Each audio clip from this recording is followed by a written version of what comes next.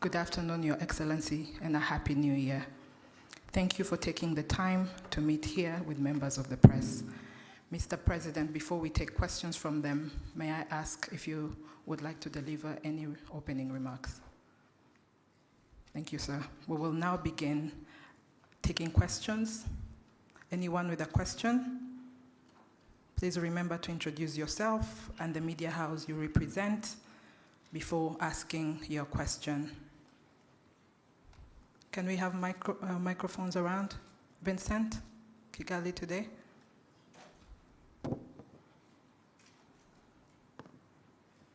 Thank you very much, Your Excellency. My name is Vincent Gasana. I work with the KT Press.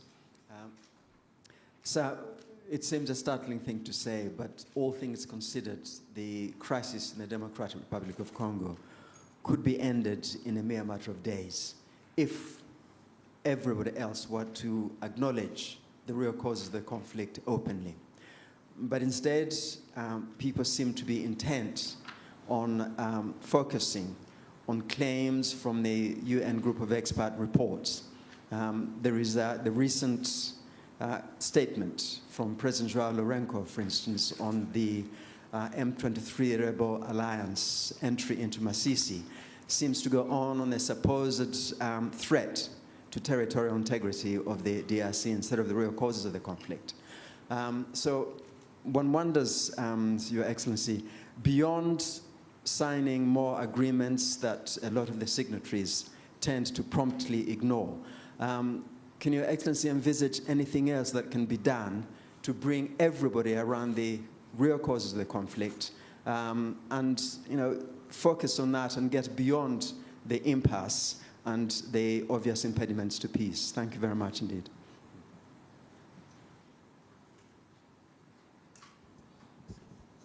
All right.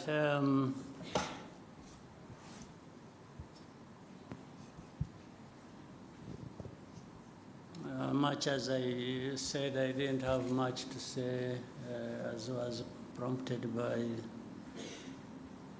the moderator. Let me first of all welcome you and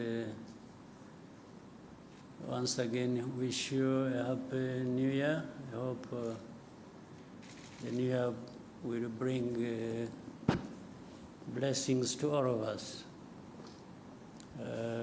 I think we had time to talk about the last year. And the last year ended well. We're now in the new year. As a country, as a people, this country and our partners and myself, we hope we can continue the good progress we made last year and do even more, including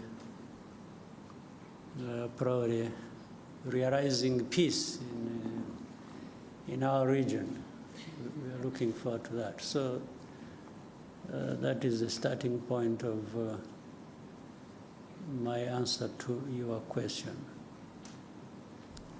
This problem of Eastern Congo, which I have in the past even explained as not just Eastern Congo problem, but Congo's problem as a whole, and the problem for our region, the problem for our continent and the rest of the world. But every time it is referred to as Eastern Congo problem, in a way, rightly so, because it is centered there. But the cause of it and many factors that perpetuate that problem are from different parts of the world, including from the big countries as we know them, the powerful countries as we know them. In fact, that problem has roots in the history of that country, the history of our region, and the history of our continent, relating to even the early days of colonial time.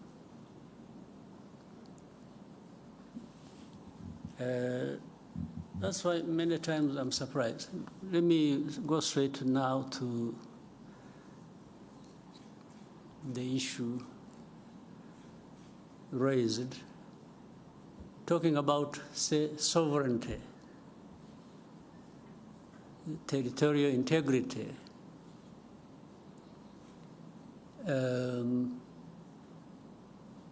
As you said, in the statement made from Angola. How do these matters arise, really, in a sense?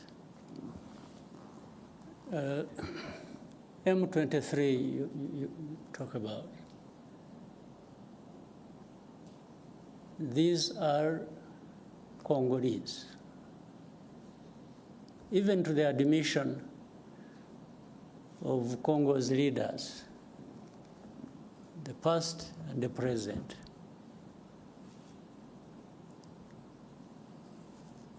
Now, why are they fighting? Why do we have over 100,000 refugees here in Rwanda, originating from that region? Why? Why do we have refugees here? Is it because Rwanda wants refugees and attracted them from Congo to come to Rwanda?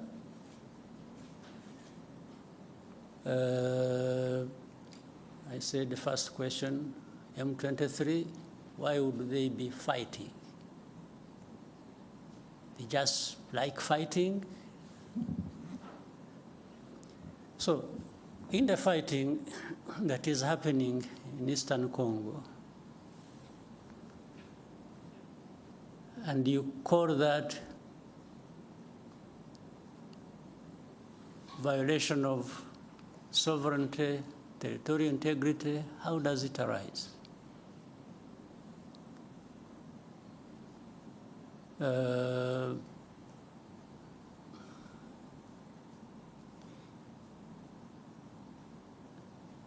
So, on one hand, these are Congolese. On the other hand, they are foreigners. So how do they combine these two identities? How do they happen to be Congolese on one hand, and then they are foreigners who have invaded Congo and therefore breaching everything about sovereignty and territorial integrity? Maybe they mean something else. Let me also try to explain that. Those who make such statements. I would remind them and remind you here, and I know you know, that people play like they are ignorant about things, yet they are supposed to be experts of that. This fighting that is happening in Eastern Congo, that has been going on for these last years, you mean here in this room, people don't know how that started, where it originated from? These groups fighting in Congo, the fighting that was started 2 more years ago these people fighting did not come from Rwanda as of the time the war started, or they started the fighting. Maybe I even don't know whether it qualifies as such. These people they are of Rwandese background. I don't know whether it would even be right to say they originated from Rwanda. Most of them, Congo found them where they are or where they were. It's not that there was a movement from Rwanda. Maybe some might have originated from Rwanda by this movement from Rwanda to that part, long ago. Even either before I was born or when I was a kid myself. But what I meant that Congo found these people there has to do with this history I'm talking about, of colonial times and the drawing of colonial borders. But that's why also the Congolese leaders at one point admit that these are Congolese, and then try to find another reason and say, oh, but the fighting is supported by Rwanda. But they can't tell anybody and convince anybody that the actual people who are fighting now, or who started this fighting we're talking about, came from Rwanda. They did not come from Rwanda.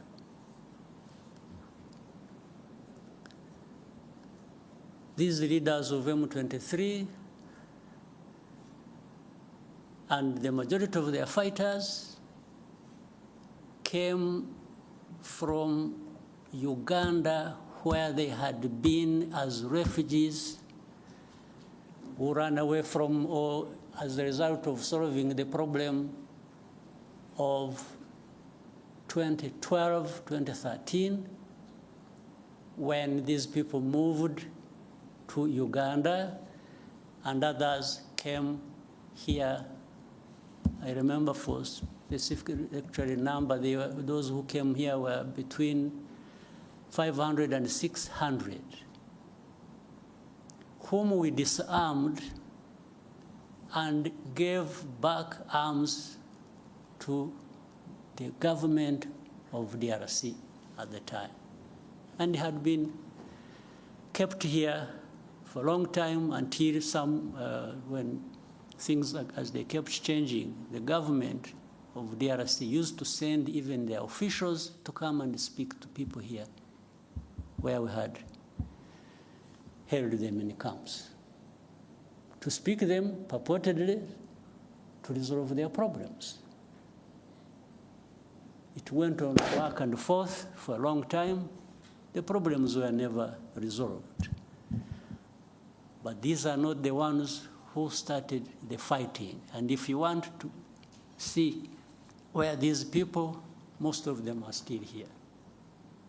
The fighting was started by the main group that was in and from Uganda. So how did it become Rwanda's problem, honestly? What is the basis? And for how long do we explain this? Up to what point?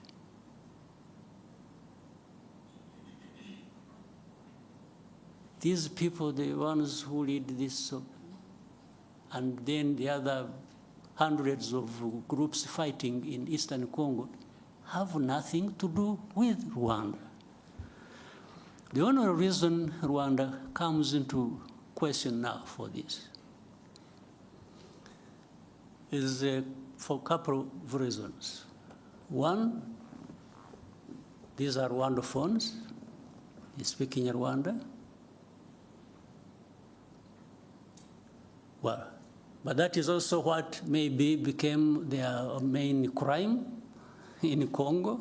So if they speak Kinyarwanda, that has turned into reasons for persecution.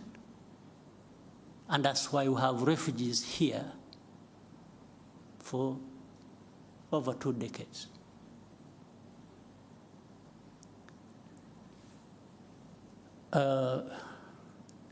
The other reason is the FDLR that has been, these genociders who have been in Congo for the last 30 years, whom the international community have really entertained. I think they have deliberately preserved them. I don't know for what. Whether it is a gift of thanks to them for having committed genocide here, or preserved them because they are anti-Rwanda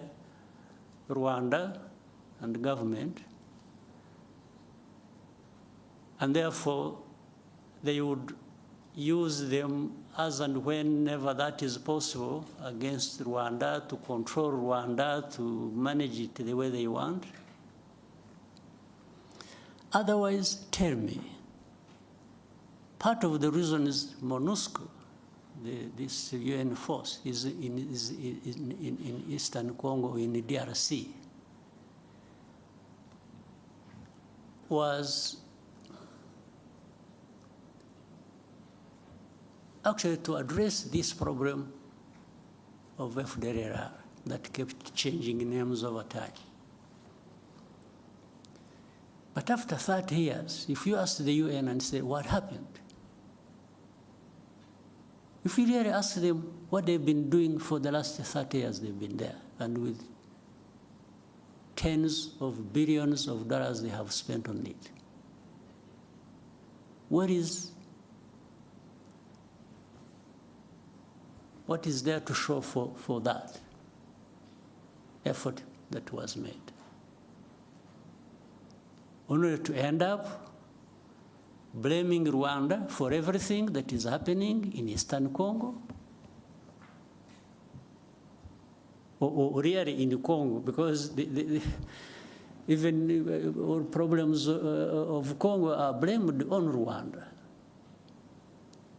by these so-called international community members, and together and in support of the DRC government.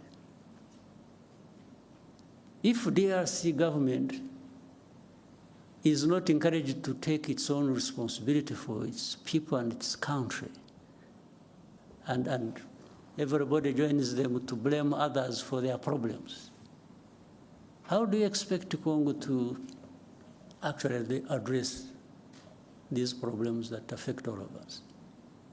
How?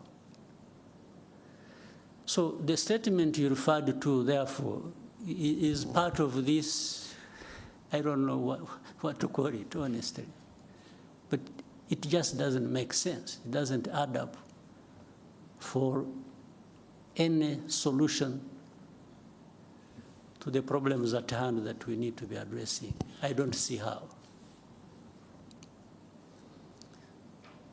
Well, I imagine a scenario where if we didn't have Rwanda at all, or if we could relocate Rwanda to another part of the world and remove it from here, would that solve the problems of Congo or of the region? Really? So, and people get lost in the blame game, this, that, and forget to really address the root causes of the problems we have and find a solution. And then you have geopolitics being played into all this. Then you have the blame of colonial times being managed somehow because those who were involved in the colonial times and who are blamed for it have the power to manipulate, and always fall short of doing what is right. You find they have groups they create, they say groups of experts. I mean, how do you expert in doing what? Then you find the groups of experts. These experts are led by people who are supposed to come and really cover up the blame that should be leveled against those who are responsible for those literary crimes of that past of colonial times.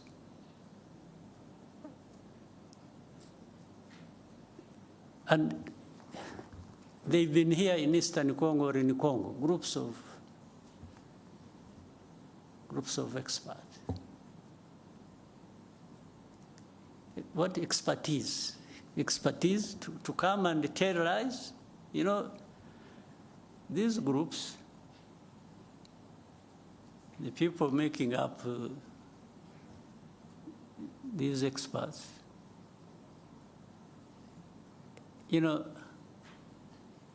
in broad daylight, killings, persecution, all kinds of stuff are done by people they see, government leaders in Congo, commanders, people belonging to either the police, the army, in broad daylight, lynching people. This one is kept quiet about. And then these experts write they pile up crimes committed by M23. They talk about things somewhere in the background, in villages, and they don't talk about these things that were done in towns, in broad daylight, before their eyes. Then they talk about, M23 violating, human rights and so on and so forth. And then Rwanda behind supporting them, and Rwanda is supposed to be there stealing minerals of Congo. So the whole thing is shifted from what the problem really is to some other imaginary problem they have created. And they really make people believe that. But honestly, for the last 30 years, if anybody wanted to understand what the problems are and what the solutions should be, you don't even need to be an expert. You just need to be wanting to resolve these problems and allowing people to have peace. So when you ask me what next do I think, what I think should happen is what I have thought from the beginning and have spoken out very loudly to whoever needed to listen.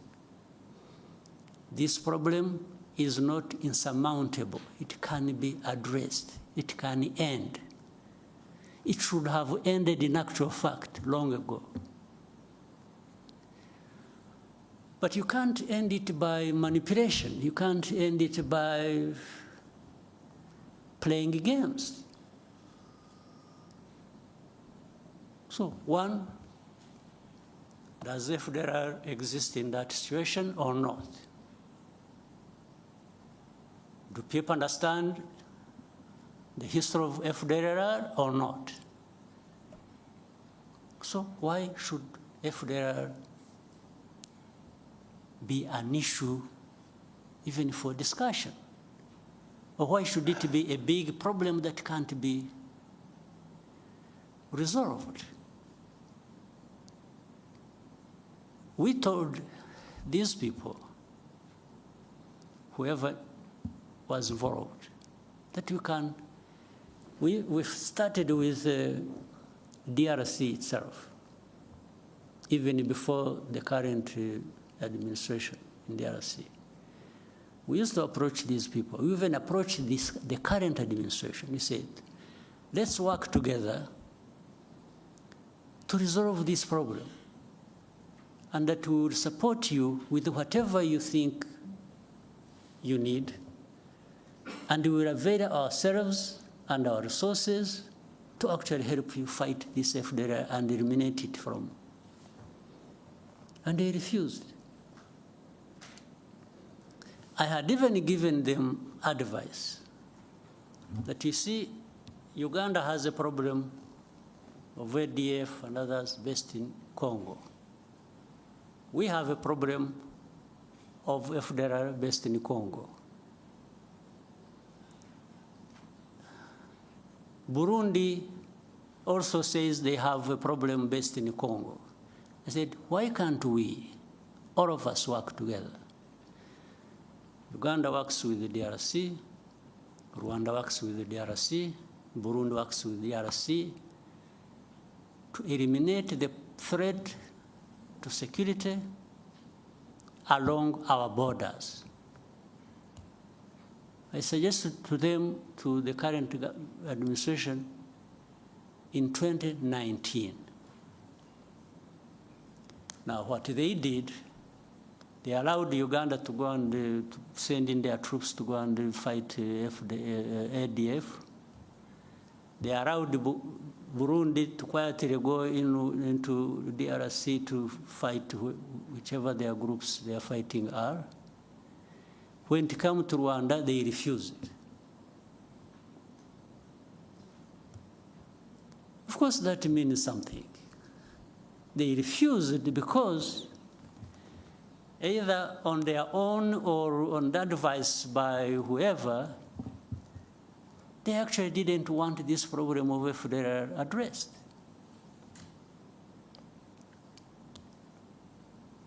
This was way before this M23 problem flared up. And as I mentioned to you, the main bulk, like the others, maybe they have been recruited from different places, but the main bulk of this group, including their leaders of M23, came from Uganda. They did not come from Rwanda. This is a basic fact you should all be knowing. Then ask yourselves, so how did it become Rwanda's problem? So why doesn't DRC address the problems of their own people? Why do they have to put the weight of that on our shoulders? Why don't they take away these 100,000 plus refugees here? Take them back home. Now, to show you the connection with these other countries, for all the time this problem has been there, some of these refugees, these countries, United States, Canada, Scandinavian countries, other countries, they've been coming here and selecting people from these camps that they would go and relocate in their countries. They've been doing it over a long time, but they have not taken many people. Out of 130,000 we have here, they have maybe among these countries, they have maybe relocated for settlement in their areas about, can't be more than 11,000. Over 20 years. So do these people come and take these refugees, or these people, knowing that they are taking Rwandese or they are taking Congolese? They definitely know they are taking Congolese. So how about those who are staying here and have not found a home anywhere in these areas? What happens to them? And they are coming every day, every time, with this fighting going on. So then they quickly find a solution in saying, let's blame Rwanda for everything. Then they make statements. Rwanda-backed M23 is doing this, is doing Rwanda every day. Rwanda must remove their forces. So I asked another time when we were having a conference like this, if anybody thinks Rwanda is in DRC, why should Rwanda be in DRC? They should ask themselves that question. If you want to blame Rwanda for being in DRC, can you also make an effort and try to reason and say, okay, but yeah, it's true, Rwanda is in DRC. Rwandan forces are in DRC. But why? Why should they be in DRC? So that's why they quickly find an answer and say, they are there to steal minerals. Okay, suppose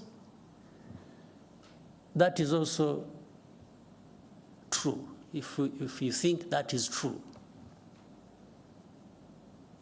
What happened to FDLR? Or what happened to what produced refugees to be here in their hundreds of thousands? What happened? Why? Was it because RDF was stealing minerals in Congo? That's why these refugees came here?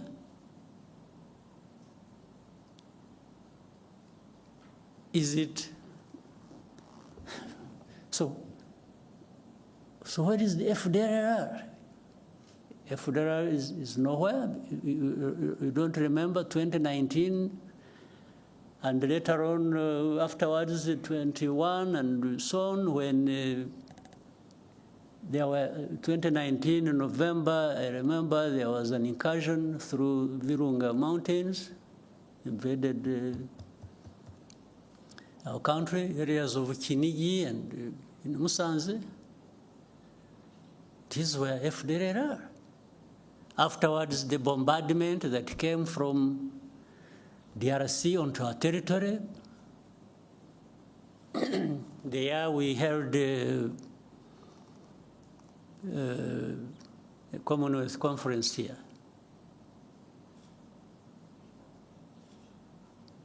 So the bombardment that was, and it killed our people. And we raised these matters with the government of DRC. Now, so everything is, oh, no, they are there just stealing minerals. Okay, if you are right on this, how about these other issues? How have you addressed them? So, my dear friend, I've given you a long answer. I wanted to really be quoted correctly, and I hope you will. This problem can be addressed, but it cannot be addressed by just having processes where the only thing, in fact, it's really sad. We have processes and we have leaders leading these processes. And what becomes more important is the appearance, the camera appearance. It's being seen there to be signing something. And that becomes an end in itself. you leave the problem intact, you don't address it. Oh, but you didn't go to Rwanda. Okay, how about the time I went there? What happened? Because there are times I have been in these. In fact, up to a point I got tired of going. We have meetings in Nairobi, I was always present. We have meetings in Rwanda, I was always present. Wherever there were meetings to discuss how to end this problem, Rwanda was present. But in the end, even now as we speak, the importance is not ending the problem, the importance is in the process. It's in the appearance to be photographed and you say you were in Rwanda. So if you're not there, but I have discovered that being there and not being there amounts to the same thing. It doesn't address the problem. So we have to find a way of addressing the problems. Not processes becoming an end in themselves.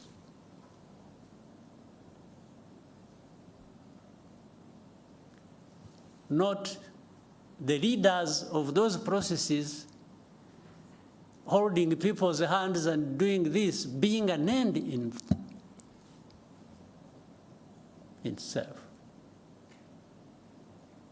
We have to have results built on addressing the root causes. And then another time they say, oh, Rwanda, you see, you have influence on M23. By the way, influence just because some of those guys will speak the same language. So that becomes an influence. Okay, but let's assume we have the influence. And I have been asking these people, so, okay, what do you want me to tell these people? Do you really want me? What do you want me? Give me a message to take to these people over whom I have influence. And as I see, they stop fighting. Okay, that one I can do. But what follows that next? Because if I tell them to stop fighting, and they are attacked and killed, who takes the blame? It's not you who sent me to tell them, it's actually me. Meaning I lured the people into, but then in all conscience, do you also want me to go and tell people that you should accept being denied your rights and keep quiet because some people, some powers are not happy? So maybe that's what they want me to tell these people. I can't. You never. It happened when we met, you must have seen it, when I met President Tshisekedi in New York around General Assembly. And we had with us President of France, President Macron. At that time, they were telling me, please give these people a message. They leave Bunagana. There is a place they had taken over called Bunagana, the border with Uganda. Otherwise, fighting will continue. I said, okay, I can even transmit your message, just out of politeness. But if I tell them to leave Bunagana and get lost, first of all, where do they go? Secondly, are you going to follow that with addressing their problem they are fighting for? And there was no clear, but anyway, I came back, I sent a message, sent intelligence people to tell them. I said, for the good of the peace process, maybe somebody is thinking about to bring peace. you leave Bunagana as a symbol that you want to have a peace process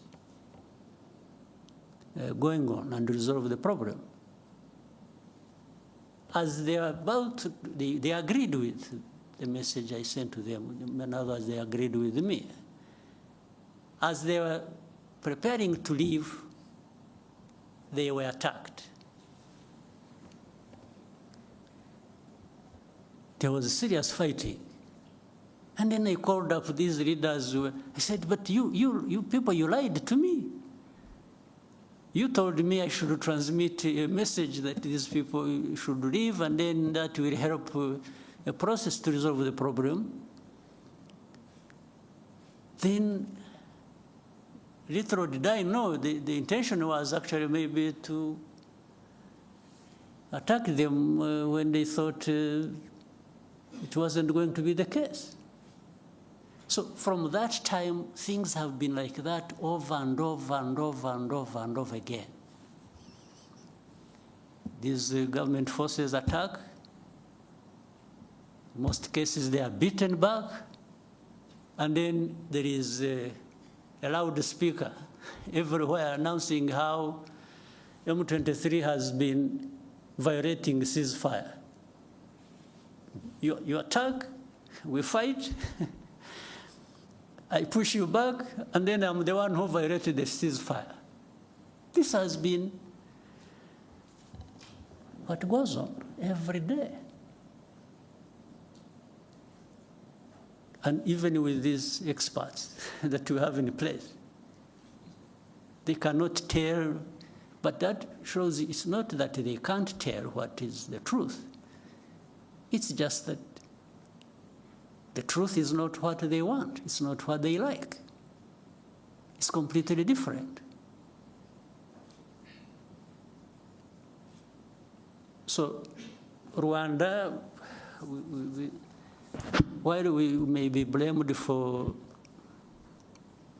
other people's problems, we are also happy to be blamed for our own problems of trying to defend ourselves, if that is what it means. We will defend ourselves at any cost. There's no question about it. I have told those who are behind all this in a very clear language. They keep asking me the same questions. I keep giving them the same answers. If there is anything that I can compromise on, it has nothing to do with ceding even a millimeter in terms of preserving the security of our country. Absolutely not. So, my friend who asked the question, the answers are obvious, they are known. But in their heads, these other people have their own other way of looking at things. They don't care about us. They don't care about anybody. They care about themselves. If you want to allow yourself to open up, to be crushed, you get crushed, and that's not their business. They really facilitate that. So let me end up with the wrong story here, but it is an accumulation of, I have been silent for a long time. So I thought I needed maybe to go back into a little bit of the history of the problem. But the facts are clear. It's only those who don't want the facts that have other ways of looking at things. All right. Maybe that answers all the questions you had in mind, but we can open up for more questions. Your Excellency, before we take more questions from the room, we received a question from a journalist called Charles Onyango Obo. He and 10,000 more are watching live right now online. And he says, you led the African Union reform process and most of its financing mechanisms. Given the failure of AU diplomacy and security interventions in the Horn of Africa, the fiasco the EAC faced in Eastern DRC, the mixed results of the Luanda process, do you think perhaps AU needs a reform of its political and diplomatic processes? Some have gone as far as calling for the disbanding of the AU's Peace and Security Council and the creation of a new, more effective mechanism. Do you agree? And what reforms, if any, do you think can make change? Well, on what he said, do I agree? I don't. Because it's not the structure or the form or whatever you have in place that is the problem. It is the people. It's the leaders. It's the people working in those structures and therefore subsequently the countries they come from that are a problem. So how do structures in themselves become a problem? So even if you created another structure, but you have the same people thinking the same way, what are you likely to get out of that? I think Charles must be aware of that. I don't know what really needs to be done. Yes, I was given responsibility by the leaders of our continent to work with others to suggest the reforms that can be made on our continent. I was happy to lead that process. And by the way, I also reached a point, after I had more or less completed the main bulk of what I was supposed to do, I thought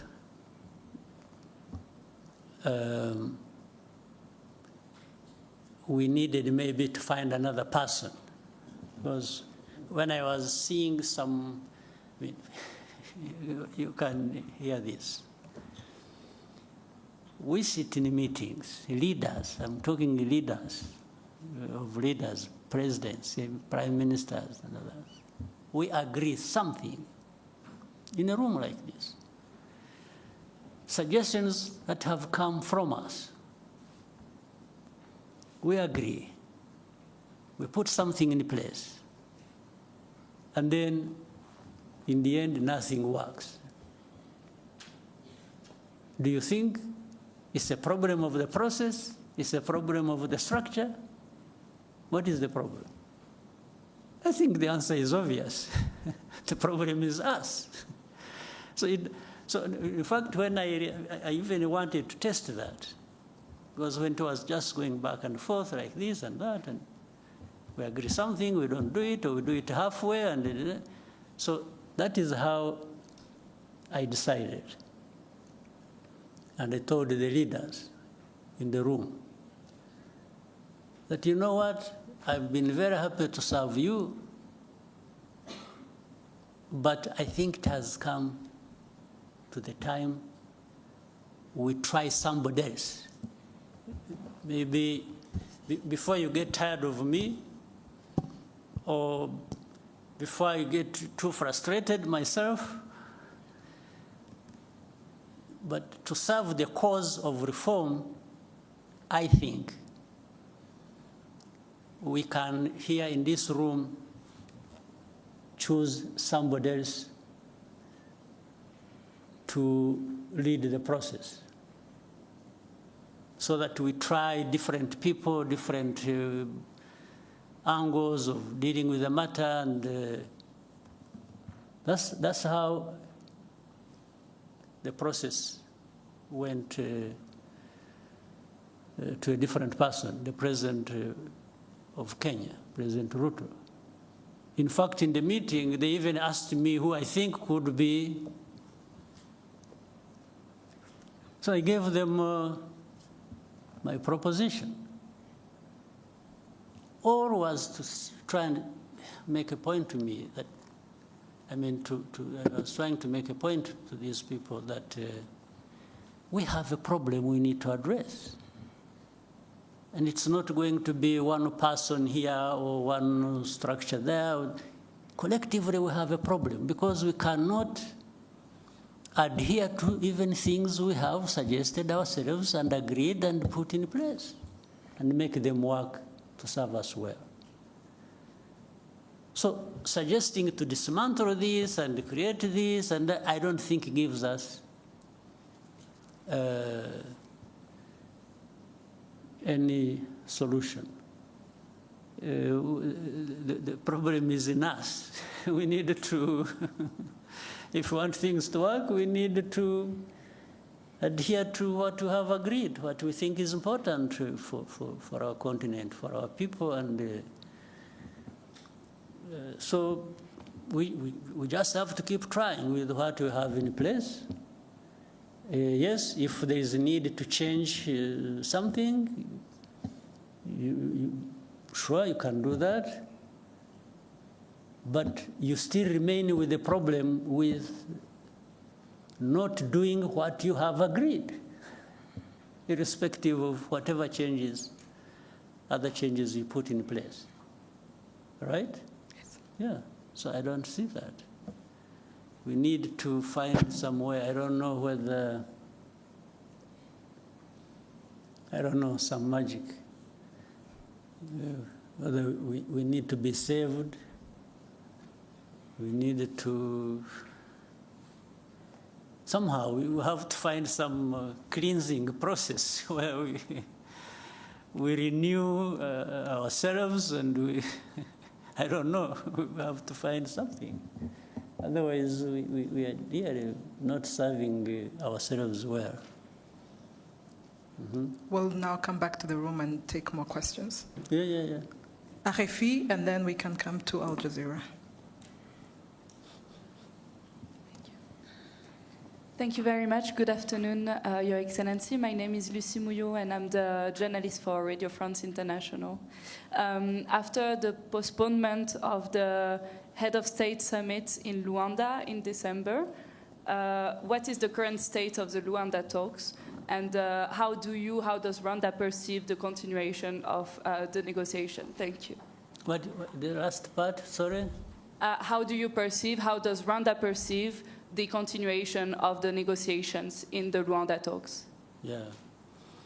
For that one, I try to give it a short answer, much as it lies in the early explanations I was giving.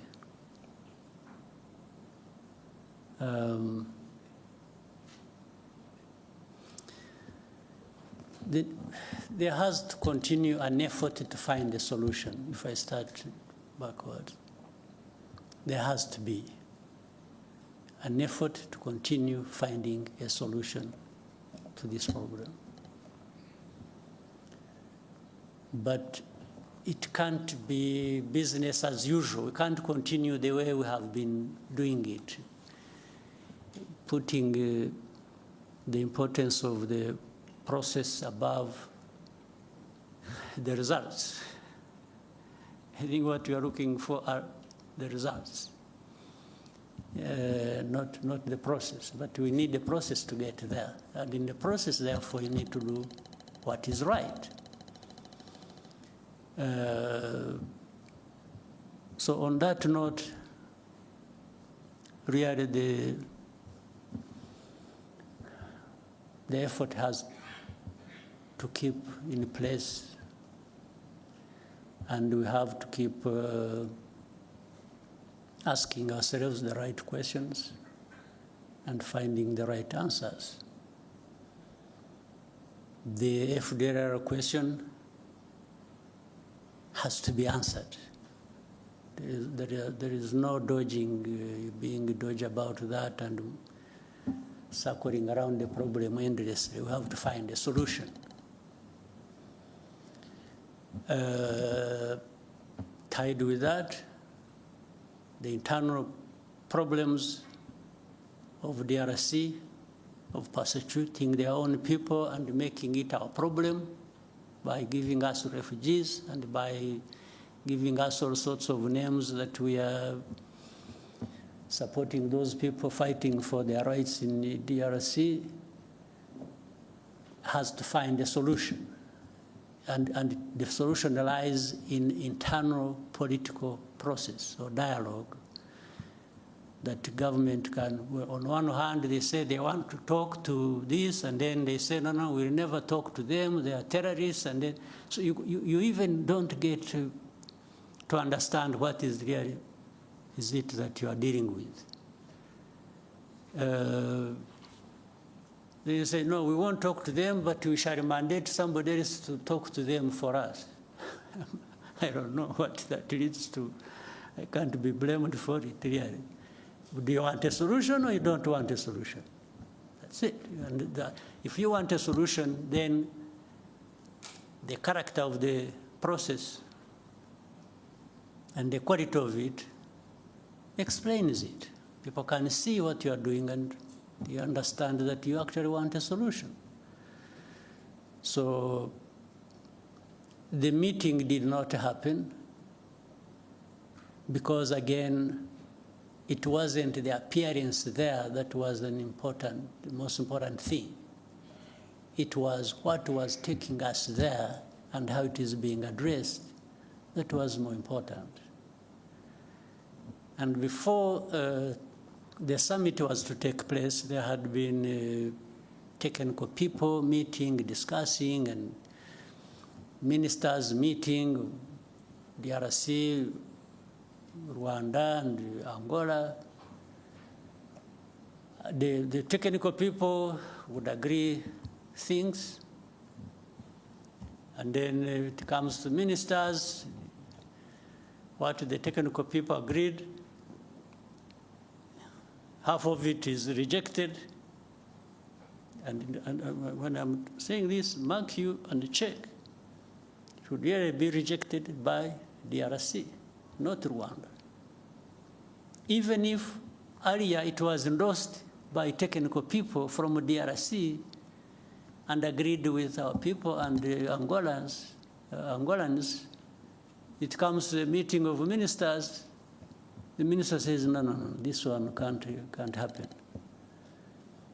So they go on for a long time. Ministers' meeting comes and they meet, they discuss, and when they are getting close to something, the minister of DRC steps out, picks a phone call, makes a call, and comes back and says, no, I don't want this. Said, but this thing you don't want is what leads us to finding a solution. And he says, no way, I don't want. So that's, in the end, they disagreed until like maybe 3 o'clock in the morning or something. And, but still then there was insistence, no, we must go there and sign, and sign something. Not even to have another discussion, because I don't think there was even need for that to happen. So that's what killed the summit. So it's not Rwanda that killed the summit. It's actually DRC. And they were saying it, by the way, for those who want to hear. If you don't want to hear, that's another matter. But when statements are coming from heads of state and foreign and ministers, and they are saying, no, they will never do this, and yet that is what is being asked to be done, even logically, and sometimes in agreement with the mediator, and he says, no way. First of all, these are terrorists, I will never speak to them, meaning he's not prepared to find a political solution to the internal problems, but is willing to continue blaming them on Rwanda. And then he's dodgy about FDLR. One time he says they don't exist, that they are not there. Another time they say, yeah, but they are there, but they are few. Then another time he says, no, but this is just an excuse. They are there, but it is an excuse. They want to steal our minerals. I mean, it becomes childish stuff. You can't even know what you are dealing with. So I had agreed to go all the way until last minute, and they said, because I didn't see what was taking me there, honestly. So, but the other question I started with, or you asked, and I started answering was, there has to be a way of finding a solution. We can't just live with it and give up, but there are going to be these ups and downs in finding the solution. Thank you, sir. We will now go to Al Jazeera. Thank you, Mr. President. Laith Mushtaq from Al Jazeera Digital. Mr. President, in a few days, there is a new administration will take office in United States. Do you expect a change in how Washington deals with the situation in Eastern Congo? Thank you. Well, first of all, I respect the change that has taken place in the United States, because for it to happen, it must have been for very good reasons that the Americans endorsed in their vote. So I'm happy with what there is, and I've got to deal with it the way it is. And building on that, I think so many things have changed and will change. First of all, the administration changed through a democratic process. There are many things, even geopolitically, at least to the approach, that are going to change, for sure. And I guess, and I think so, that it will be the same to the approach of how African matters may be dealt with, generally, and also specifically with Eastern Congo, the same might see change happen. That's what I think from a distance and just waiting for what will follow. But I think there is bound to be change, not just one in one place, but many changes in many places at the same time. Because it's not only that things have changed in the United States, I can still see many things changing across the world. In fact, at a terrific speed, that we have to work hard to take care of ourselves, given the whirlwind of change sweeping across the world.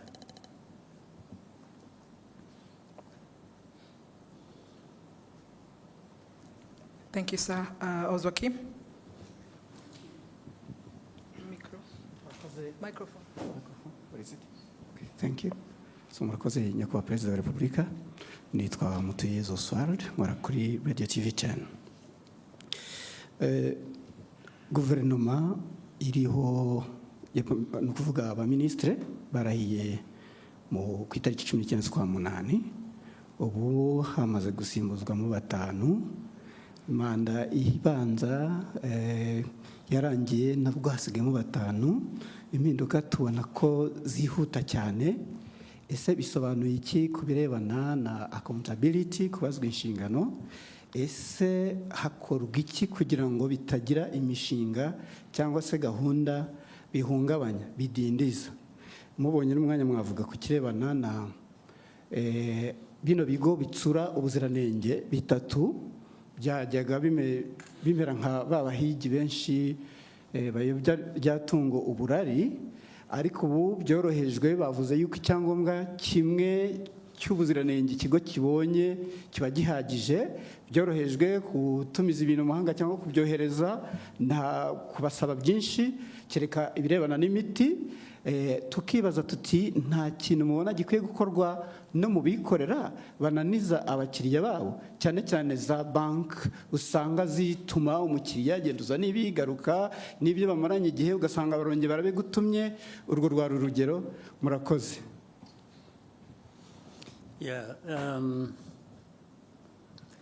Impinduka muri guverinoma ntiziraba, ahubwo turacyari ku ntangiriro.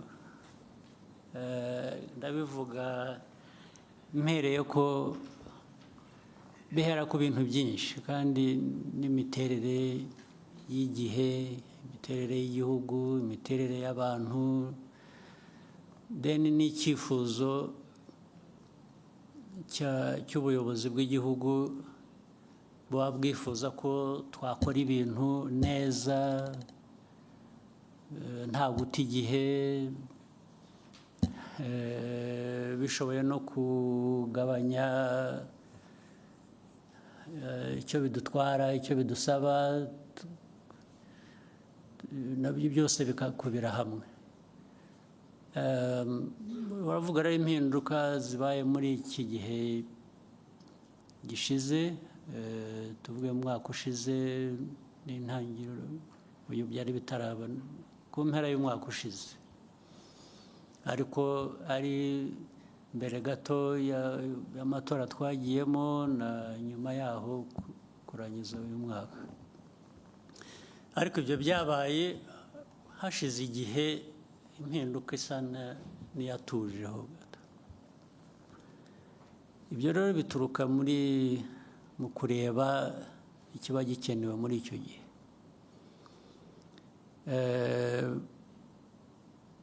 Ariko n'ubwo wambajije ikibazo, ugomba kuba ufite nawe uko ubibona cyangwa utekereza, cyane cyane binashingiye no ku bagiye bahinduka cyangwa bihindura. Ugomba kuba uvuga uti ariko aha koko hari hakenewe.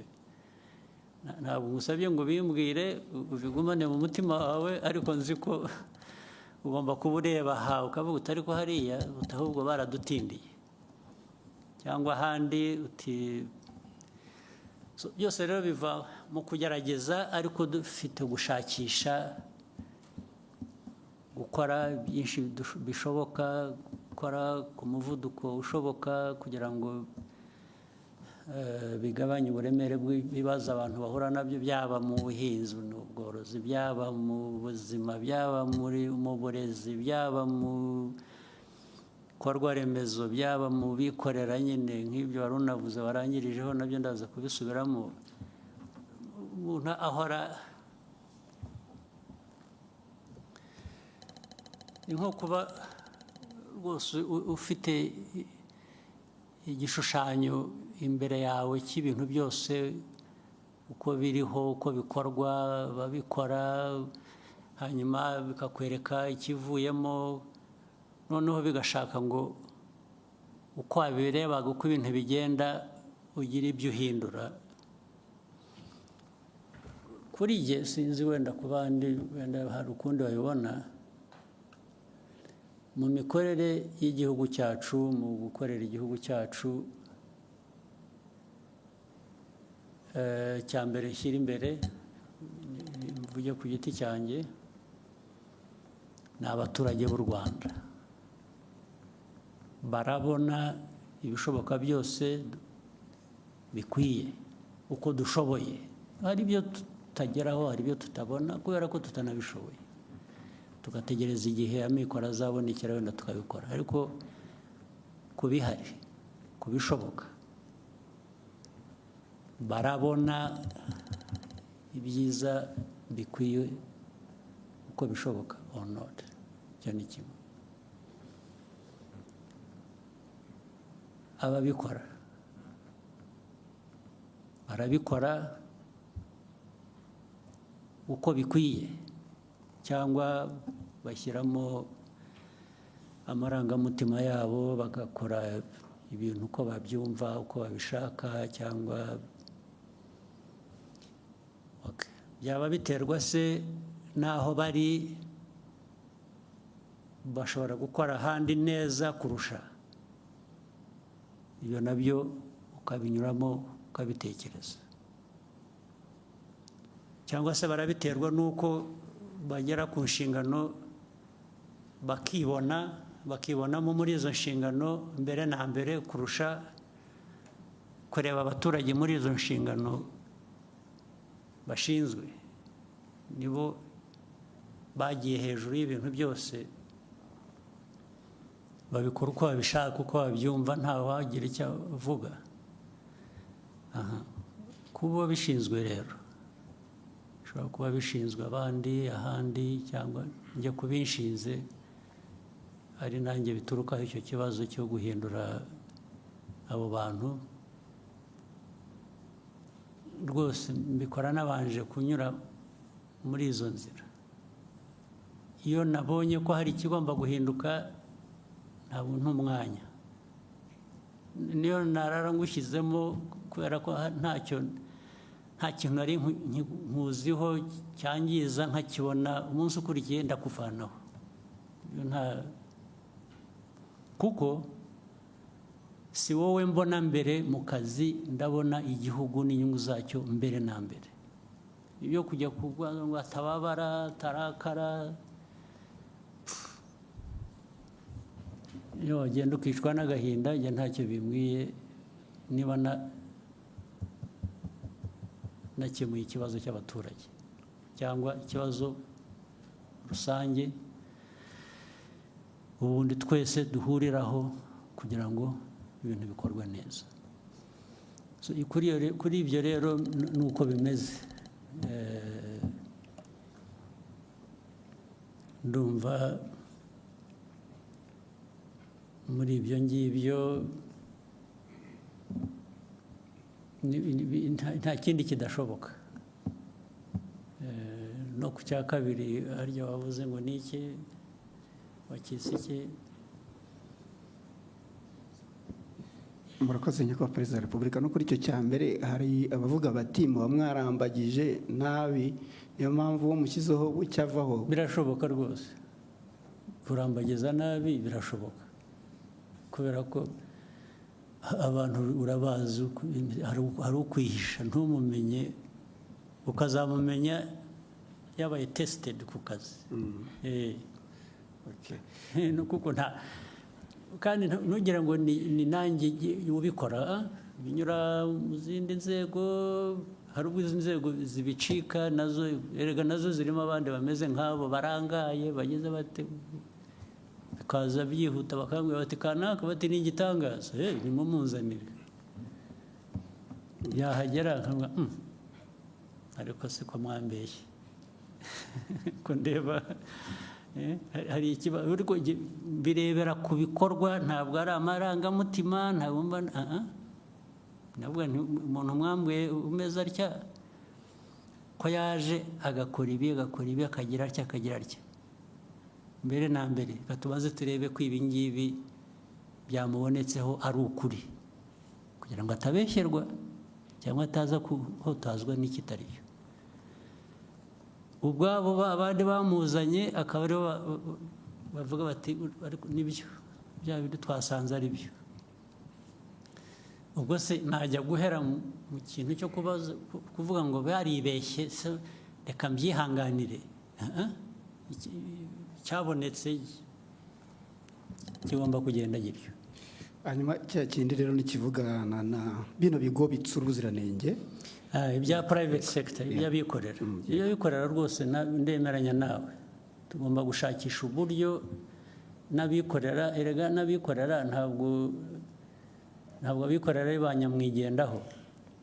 Abikorera bikorera mu gihugu. Niyo wikorera, iyo ukoze nabi bifite undi byangiriza. Rero hari inzego za leta, hari iz'abikorera, tugomba gushaka uko bihuzwa kugira ngo byombi bikore neza, byuzuzanye. Kuko ni igihugu tureba, igihugu kirimo abo bikorera, kirimo inzego za leta, kirimo ibintu byose. Kuri ibyo nabyo uvuga nibyo, nabyo bizagerwaho. Biba byashobokaga ngo bibe aka kanya tubivuze yaba, ariko ntabwo, ko ibintu bigenda turakuzi, ntabwo ibintu biba nk'uko ubyifuza muri ako kanya. ariko ibyo ndemeranya nabyo nabo bagomba kugira umurongo bafata, ndetse rega igihugu rega kigira umuco, kigira izina, kigira karagita. Igihugu cyacu gikubiyemo abo bose, turashaka kucyubaka kikagira umuco ukiranga muzima wo gukora neza. We'll take a few more questions from the room. We could start from that side and then come to Scovia. Lionel, then Scovia.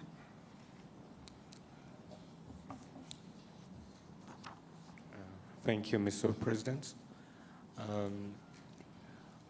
We are undergoing profound changes globally in the political sphere. On the one hand, we see populist movements in the very countries that used to lecture Africa about good governance and democracy.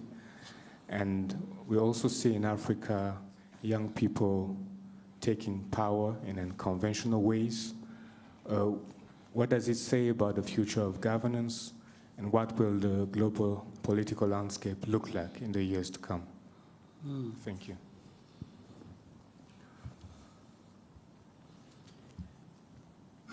First,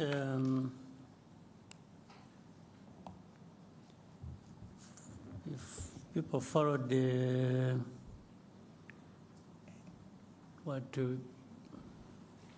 some of us would be saying for the last 20, 25 years, it is only to confirm what we saw coming, or we thought was coming.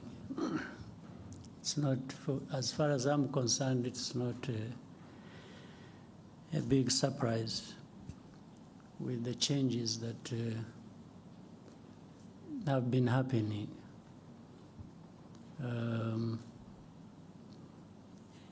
Doesn't matter whichever background or political walks of life. Things happen to an extent that the people will eventually, for one reason or another, identify more with what they find benefiting them more than other things. And that's why we should all be making an effort, those who are at the helm of political institutions or other things, to make sure we identify with what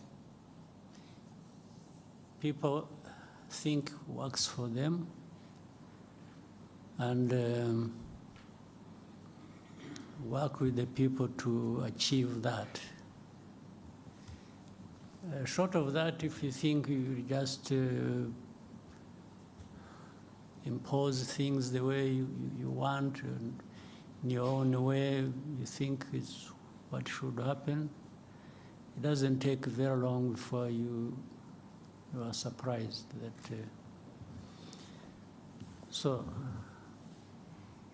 But in the question you've raised, there is also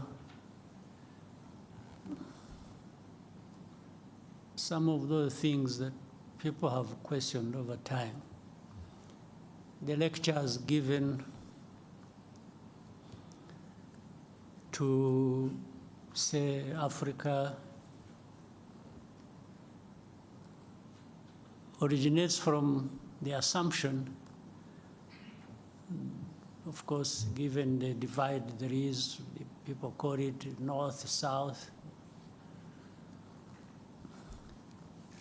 The people of the north have assumed this right, or an entitlement, that they have the power and they will use it to serve themselves well, even if it means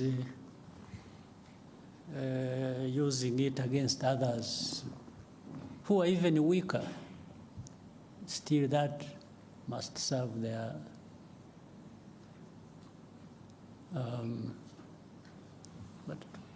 but a couple of things are interesting. While you are assuming that you have every right to take it to others and feed it to them, whether they want it or not. At the same time, at home, meaning the home of those people who think like that, there are internal processes, internal contradictions, because the people there also are saying, what are our leaders, our governments doing for us?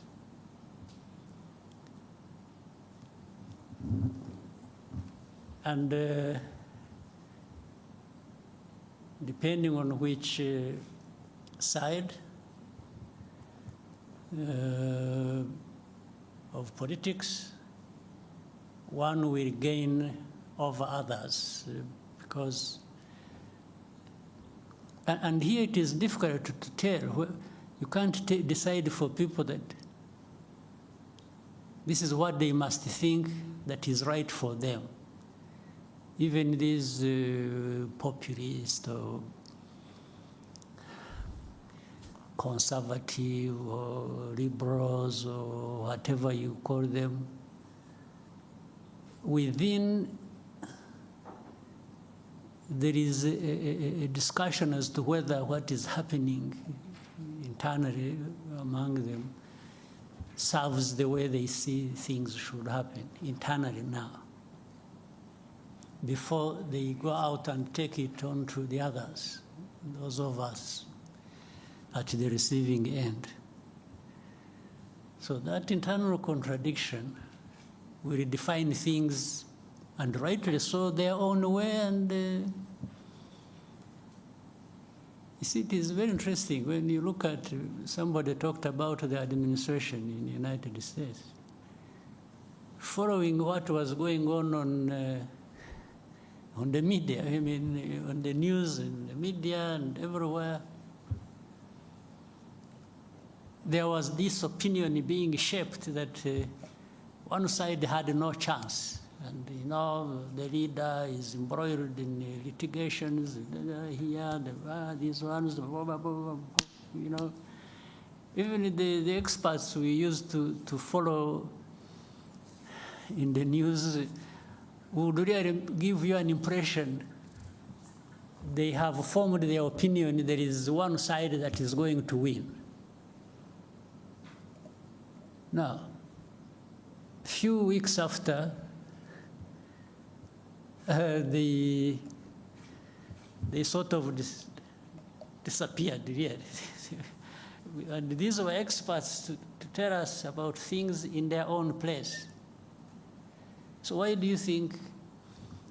Because they were saying one thing, they were forming their opinions. They want everybody to believe that for one reason or another. But somehow the process of democracy gave them a different result.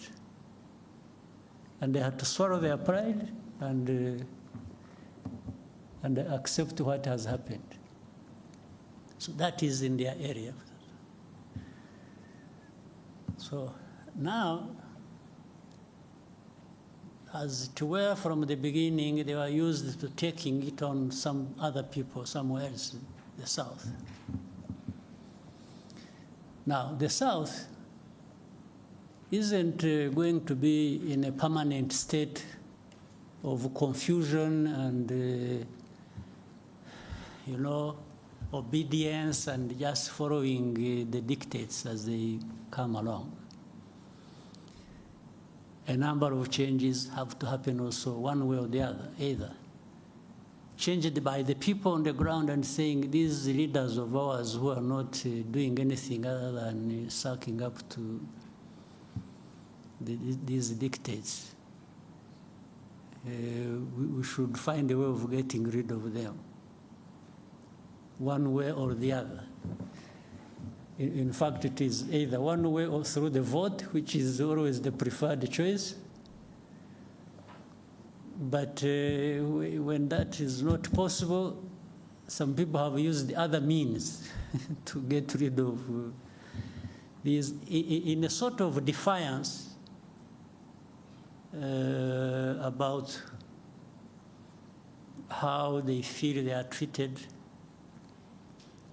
by these leaders, or by extension, those who dictate their leaders, who dictate to their leaders what to do in their own countries. So one way, it will always give somehow, change will happen.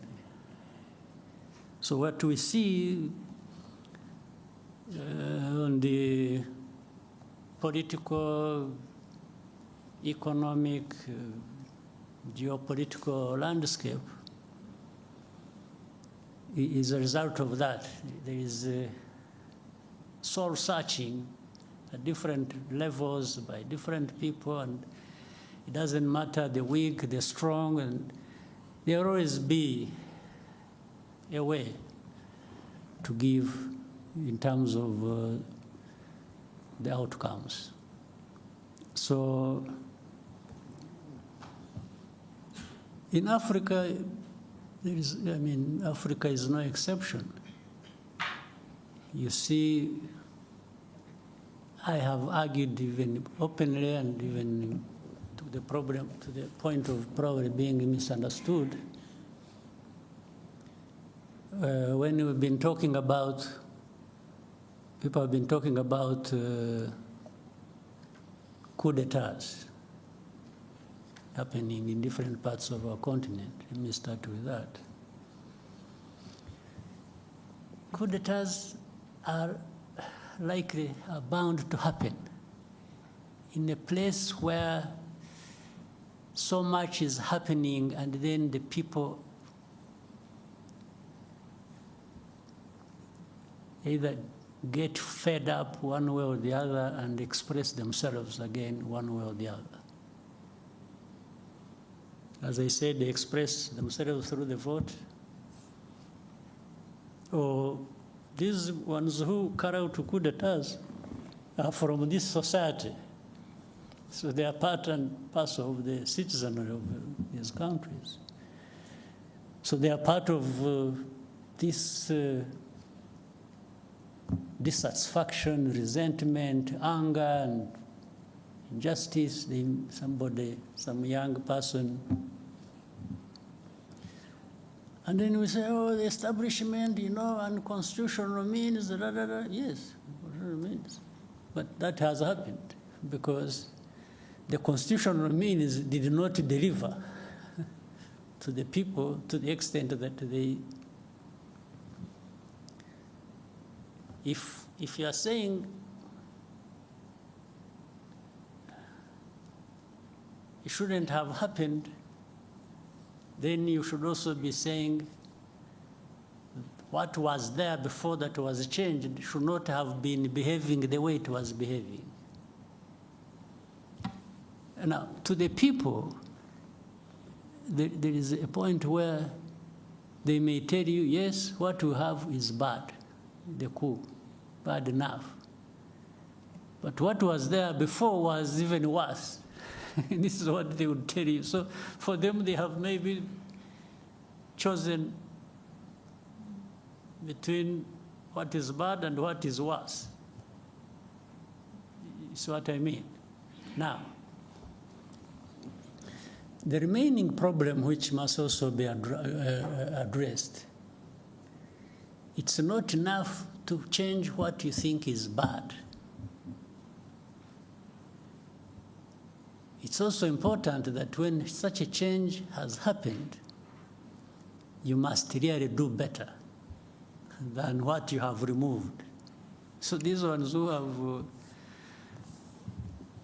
carry out coups, they have a task to make sure that they justify why they removed or they did what was unconstitutional to bring change. That change must be real, must give the people what is better than what they were getting. And then that would be justified, in a sense, by that. So that is what is unfolding that we see every day. There is that struggle that goes on. So I hope certainly those who take over, while they may be condemned, in some cases rightly so, everything can be put right by new developments happening that are going to serve people much, much better than what they had before. So, and that's what is happening on our continent. But for the dictates, for lectures, and so on and so forth, it's up to people to make a choice. And I think Africans need to just reject being, you lecture me on what should happen in Rwanda based on what? When even where you are coming from is having some confusion, some changes. So which dictate should I follow? I think we should also strive to do, things the way that works for us and improves people's lives. And what is so bad is that you may follow the dictate and do the very things that will run down your country. And by the way, those who give you lectures will manifest in two forms. One, some will actually blame you for it, even if you followed what they told you to do. Others will help you to sink deeper into the mess you have driven yourself. So you are better off charting your own course with your people and doing what you think is right for you or what works for you, and especially if it shows in the outcomes, in the results, then really that is what all along deserved to happen. Right? Scovia?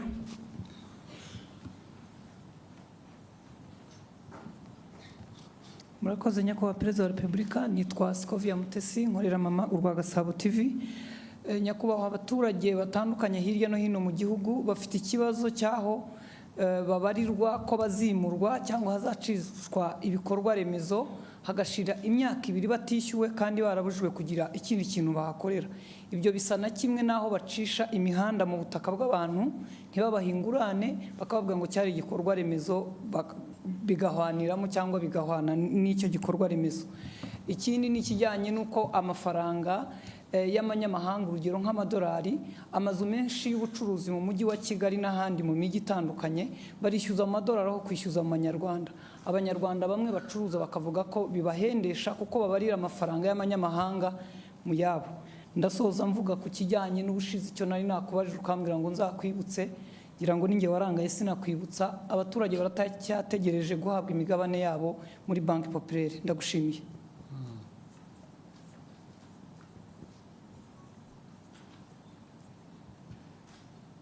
So urumva ko namwe mwibagirwa rero burya ntabwo ari twe gusa.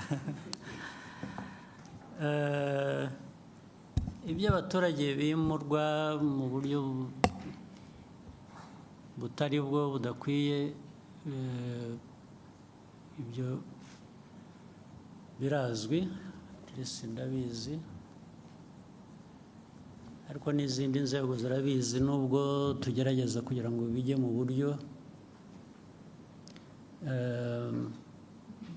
bizajya mu buryo one way or the other. Byo bitwara igihe, bibabaza abantu, bibatera igihombo, ariko byo bikwiye gukorwa. Bikwiye bikorwa, ukimura abantu, niba wagiye kubimura ukabishyura. Ariko ibyo ntabwo ari ibyo gusa, wenda icyo wibagiwe kuvuga, hari impande nyinshi.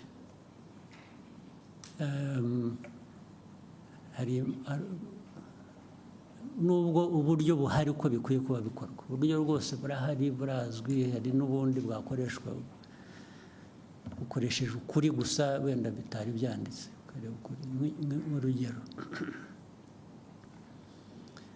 icya mbere ni abimurwa cyangwa abazimurwa bashaka kugira ngo abe ari bo bagena igiciro cy'ibyo bazishyurwa, valuation y'aho bagiye kuva n'amafaranga bagomba kubishyura. Ubundi hari uburyo bikorwa bitagendeye kuri leta cyangwa bitagendeye ku muturage, bigendeye kuri gushingira ku impamvu zizwi. Icyo ubwo urumva ntabwo giturutse ku nzego za leta, giturutse ku bimurwa. Icya kabiri, hari ahantu abantu bamenya mbere y'uko hari ahantu ubundi hadakwiye kuba haturwa, cyangwa aho batuye abantu bazimurwa kubera igikorwa cy'inyungu rusange rw'igihugu,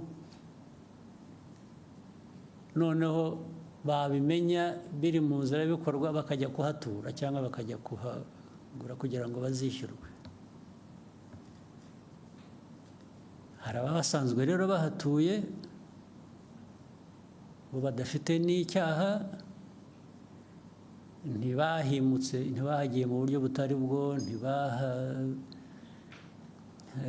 nta nubwo bagiye mu buryo bwo kuba aribo bagena igiciro cyo bari bwishyurwe. Ibyo nabo bakabigwamo bitewe n'imikorere mibi y'inzego zitandukanye. Ibyo birahari, inzego ziratandukanye nyinshi. Ariko icyo mvuga ni uko ibyo byose bigomba gushyirwa ku murongo. Ibyo ni ukugenda tubishyiramo imbaraga kugira ngo bishyirwe ku murongo. Abantu bazimurwa niba batuye aho badakwiye kuba batuye. Ureba hari nk'abantu byo kwimura abantu mu bishanga byagiye biba bigateza n'urusaku. Hari abantu bagiye baturamo batanabihawe n'uburenganzira, ariko hari abandi batuyemo babihewe uburenganzira n'inzego zimwe na zimwe ziba zifite uruhare zibishinzwe. Ndetse wajya kumwimura rightly akakwereka icyangombwa yahawe n'uwo muturage, ndetse wajya gukurikirana rimwe na rimwe muri izo nzego z'abo bayobozi ugasanga uko yabitanze mu buryo butari nabwo, ariko kubera ko afite inshingano bigatera ikibazo. Baramuhaye amafaranga gusa akahatanga kandi atari ngombwa. Ngira ngo murabizi ko hari n'abayobozi b'inzego z'ibanze bagiye birukanwa, bahanwa, bagira bate kubera ibintu nk'ibyo ngibyo byakorwaga gutyo. Birahari rero, birahari, ariko bigomba gushyirwa mu buryo abishyurwa badafite ikibazo bagomba kwishyurwa, ntabwo babashyira mu gutegereza igihe bibatera ikindi kibazo. Abakoze ibintu bitari byo nabwo bigomba gushakirwa umuti, nabwo bigashyirwa ku murongo. Niba ari uhanwa agahanwa, niba ari wishyurwa nawe wenda ku buryo bunamufasha ngo ushobore kujya ahandi, nabyo bigakorwa. Ibyo byo birakwiye, ntabwo numva twabitindaho. ni ukureba gusa uko abantu babyihutisha kugira ngo bireke guhara ari ntabwo ari aba bantu baba bikoreye umuzigo gusa, na leta ikwiye kuba ibiyobora mu bintu bizima, nayo ikwiye kuba yivanaho uwo muzigo yikoreza.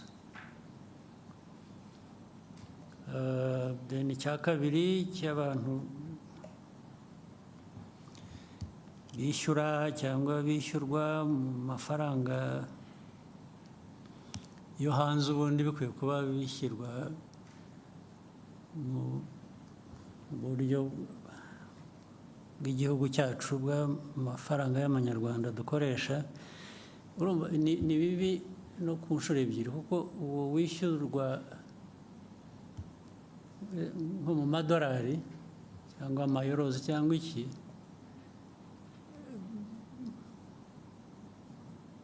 mu matagisi ntabwo yishyura mu madolari, yishyura mu manyarwanda. Ntabwo ari byo. Ntabwo uwo muntu ushyiraho ko agomba kwishyurwa nka renti cyangwa iki mu madolari, nawe aba akwiriye noneho kwishyura mu madolari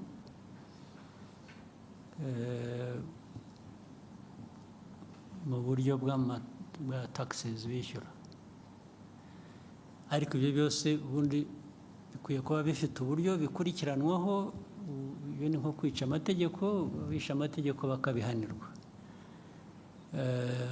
Bitwara umwanya rero, kuko abantu benshi babyumva uburyo butandukanye, niyo byaba budakurikije amategeko cyangwa nabo bafitemo inyungu, niyo mpamvu bitwara igihe. Ariko ubundi umurongo urahari kandi twifuza ko ukwiye kuba ukurikizwa. Ndibwira ko aho tuvugira aha hari uburyo bubitekereza bushaka kubishyira ku murongo. Navuga gusa ko bikwiriye kwihuta, nicyo cyangombwa, bigacika burundu. Icyo nacyo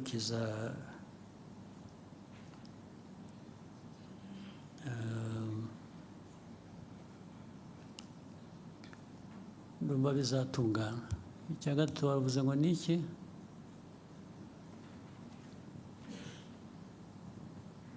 Ni abaturage bari bafite imigabane muri banki populaire. Ikibazo cy'imigabane. Ariko usibye ko nanjye ntakurikiranye, ariko njye naratumitse.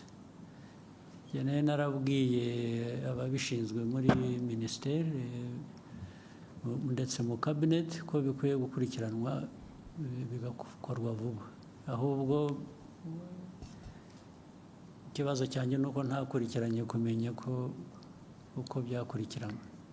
Your Excellency, they did respond. They shared some information that the minority or local shareholders registration process has been ongoing as of November 2024.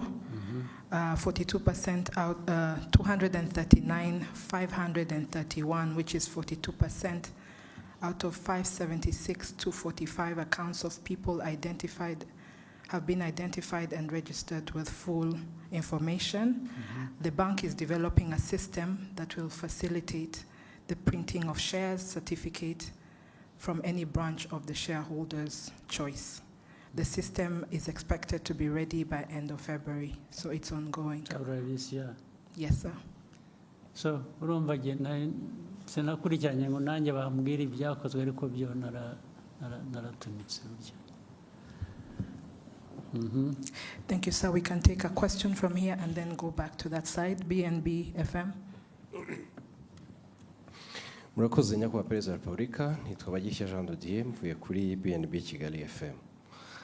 Nyakubahwa Perezida wa Repubulika, mu masaha 48 ashize, raporo ya World Economic Forum irebana n'icyerekezo cy'isoko ry'umurimo ku isi iragaragaza ko mu myaka 20 iri imbere 67% by'imirimo ishingiye ku biro izavaho, ahubwo ko buri myaka 5 imirimo ishingiye ku mpano ari igiye kuzamuka. U Rwanda muri imyaka 5 ishize, nyakubahwa Perezida wa Repubulika, mushyize ingufu cyane mu kubaka uruganda rwa siporo ndetse n'uruganda rw'ubuhanzi creative industry, haba mu kubaka inzego uhereye ku rwego rwa guverinoma, haba mu kubaka ibikorwa remezo bijyanye n'igihe, ndetse nyakubahwa perezida wa repubulika muherutse kubitangamo icyerekezo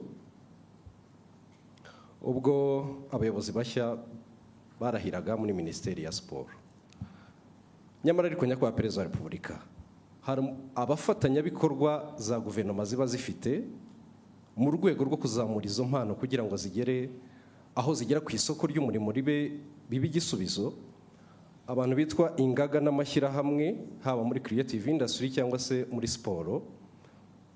Icya mbere barataka ubukene, icya kabiri hakabamo n'ikibazo mukunze kugaruka iteka nyakubahwa perezida wa repubulika gishingiye ku migirire n'imikorere, mindset, indangagaciro, values.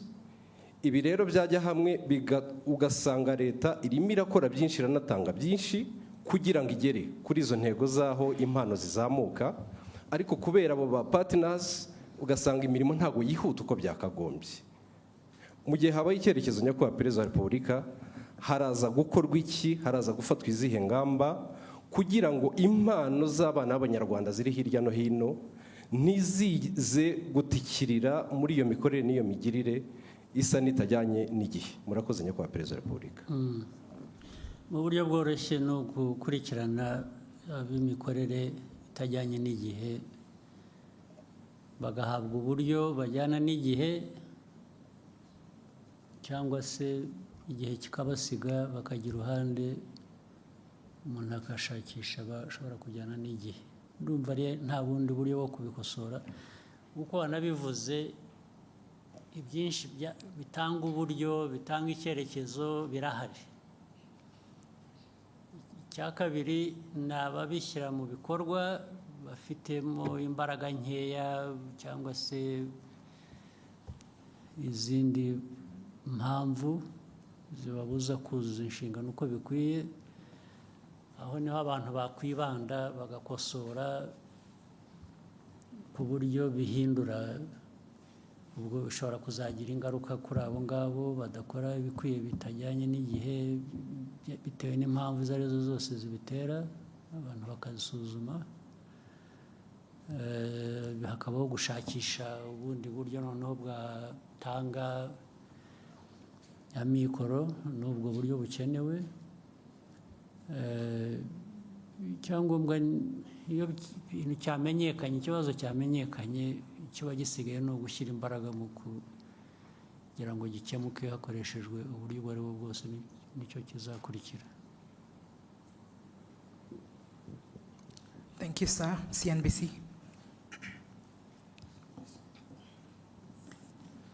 Thank you, Mr. President. My name is Eric Shaka from CNBC Africa. Mr. President, talking of the African Union, my question, African Union as a permanent member of the G20, my question is about how you envision Rwanda's role in shaping the AU's agenda in advocating Africa's interest in global economic governance, particularly in areas such as climate finance, trade, investment, and debt sustainability. Thank you, Mr. President. I think that is already happening. There has been an effort to raise the stake of the continent, to have a voice, to participate in the G20 matters or other global institutions. Africa deserves to be well represented. There's no question about it. It's not a given that it will happen just because it is right and it must. But, so you have to struggle for that. And really assert, Africa needs to assert itself and make its rightful demands. And so Rwanda participates on all these.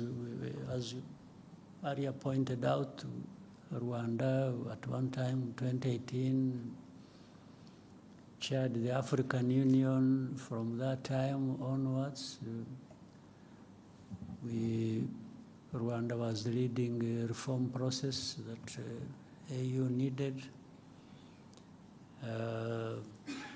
So the most important thing is to participate and participate with other African countries,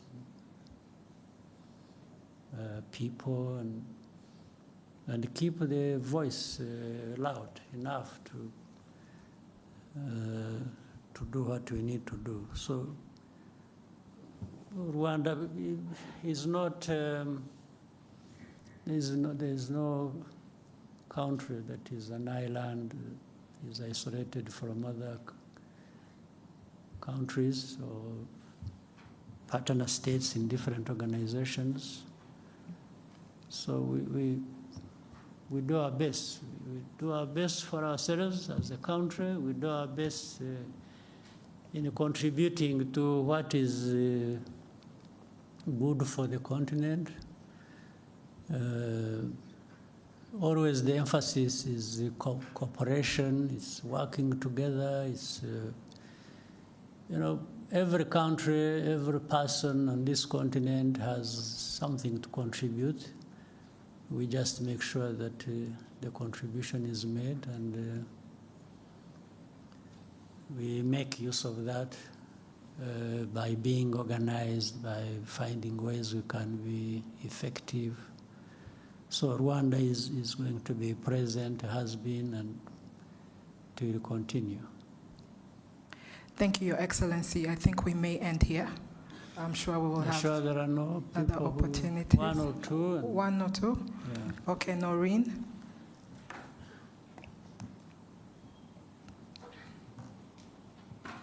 Thank you, Mr. President. My name is Indira Oganga. I'm from Bloomberg News, and I just want to talk about business and investment for a little while.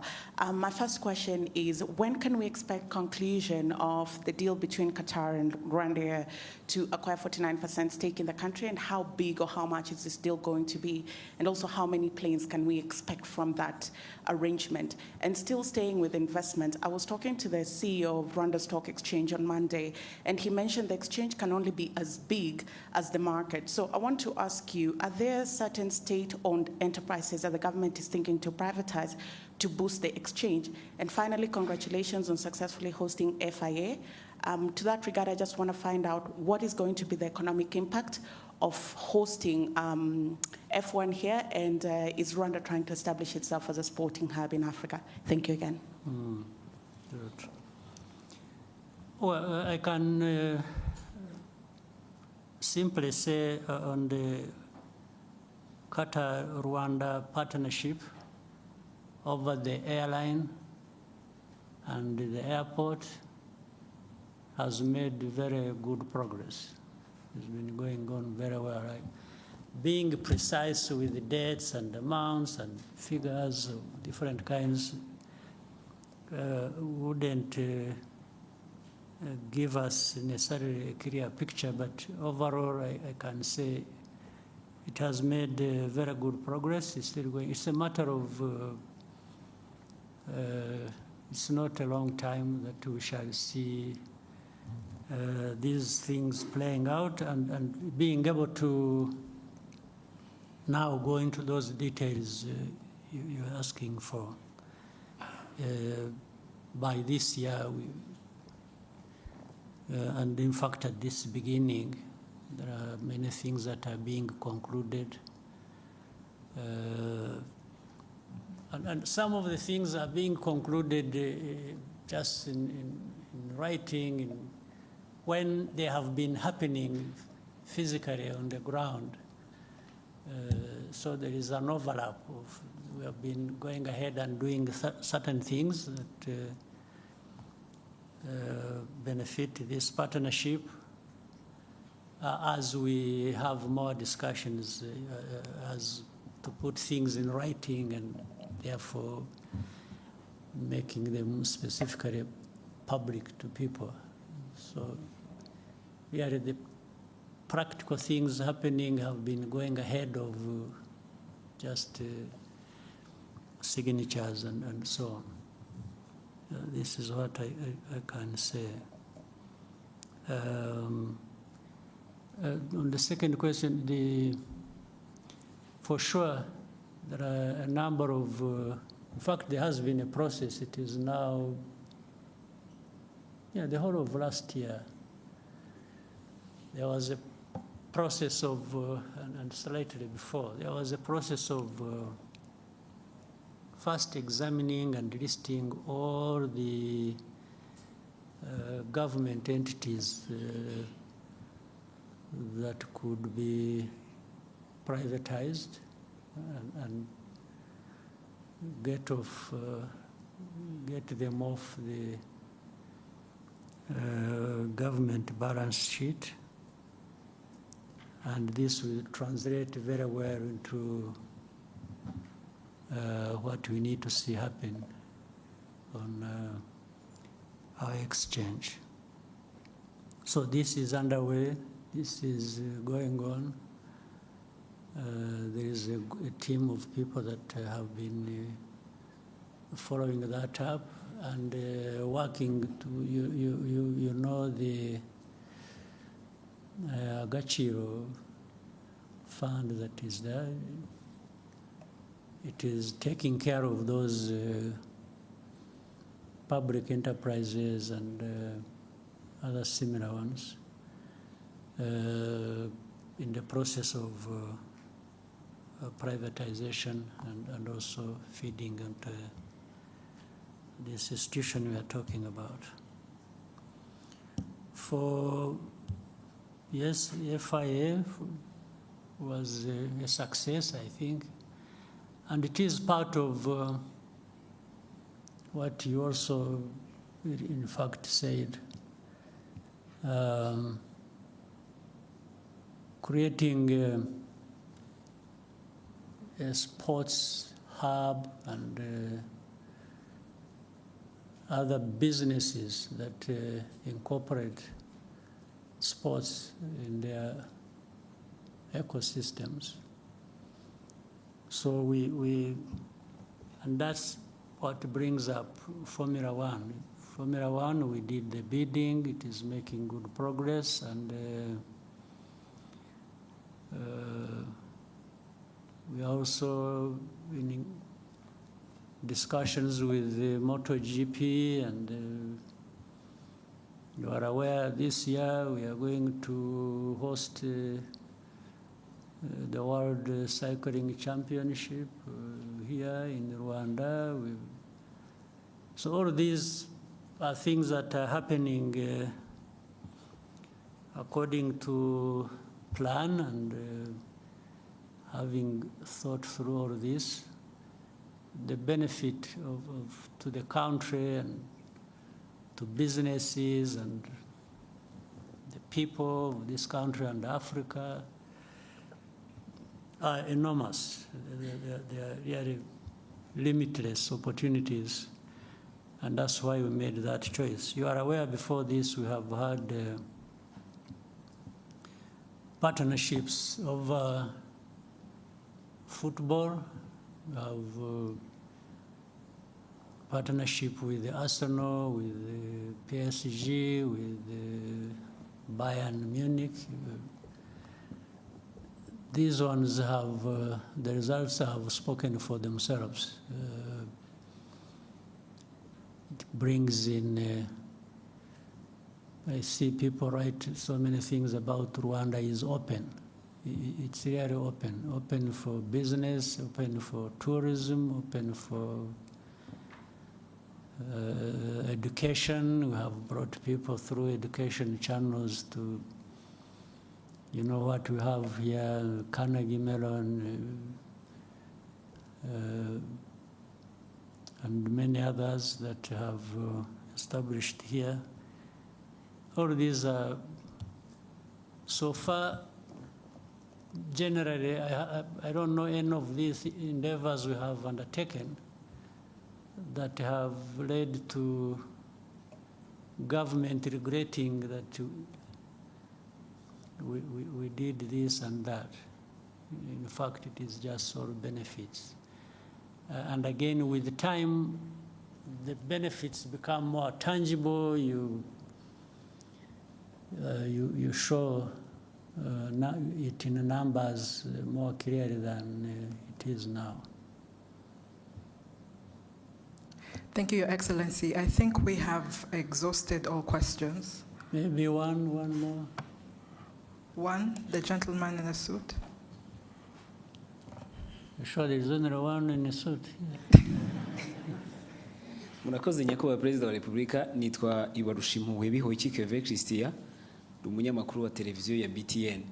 Ukwezi kwa karindwi umwaka ushize habayeho gahunda yo gufunga insengero zitarejuje ibisabwa. Izo bitakundaga zirasenywa, ariko hari izindi zasabwe kugira ibyo zuzuza. Hashize amezi 6 bavuga yuko hari ibyo basabwe kuzuza. Bagize bati mutubwirire umubyeyi yongera dutumeho za ntumwa zize zurebe ibyo twasabwe kuzuza ko twabikoze, twongere tube twafungurirwa. Ikindi, hari abasore n'abakobwa hano hanze hano tujya tuganira no ku mbuga nkoranyambaga, bavuga yuko gushaka cyangwa se kubaka ingo bigorana kubera ubushobozi n'ibindi babona bishobora kubatera ubwoba. Ndagira ngo muze kugira ubutumwa mu bagenera by'umwihariko ku buryo umuntu ashobora gutinda gushaka avuga ati ndi gushaka ubushobozi, ingaruka bishobora kubyagira ni ibihe? Murakoze nyakubahwa Perezida wa Repubulika. Muri uko gushaka ariko harimo n'ubushobozi. Nabyo ni nko gushaka ubushobozi. Iyo ushaka bavuga ko hari igihe ubushobozi bugorana. Umusore ati sinakuzana utazicirwa n'inzara n'iwanjye, umukobwa ati nanjye singiye kuza kwicirwa inzara n'iwabandi.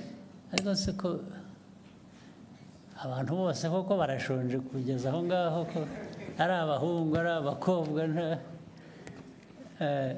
Reka tubanze icya mbere cy'insengero. Cy'insengero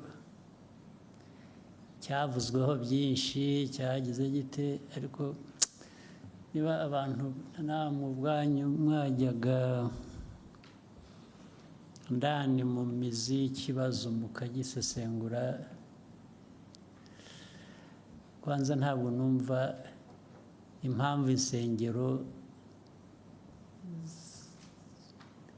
zigeraho zigomba kuba ikibazo. Kandi ubanza biba mu Banyafurika gusa, sinzi ko hari ahandi insengero zaba ikibazo. Ubanza ari naho bwa bushobozi butakariraga, bwa bundi bavugaga n'abadashakana, abantu bigiriye mu bintu biri aho by'icyuka, nawe bashoramo ngira ngo bifuza kubarangaza gusa ngo Abanyafurika murindagire mujye mu bintu nk'ibyo ngibyo.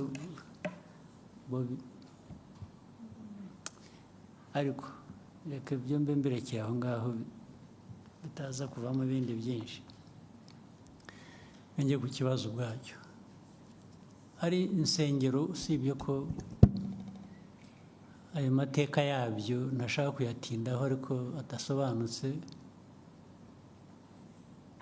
Ubundi ikintu icyo ari cyo cyose bijyanye nk'izo nsengero cyangwa ibindi bigira uburyo, bikwiye kugira uburyo bikurikiza kugira ngo bijyeho. Iyo bibayeho bibaho bite, bikora bite, ibyo ubundi abantu bashaka ibintu bitunganye mu bantu mu gihugu bakwiye kuba bibaza ibyo ngibyo.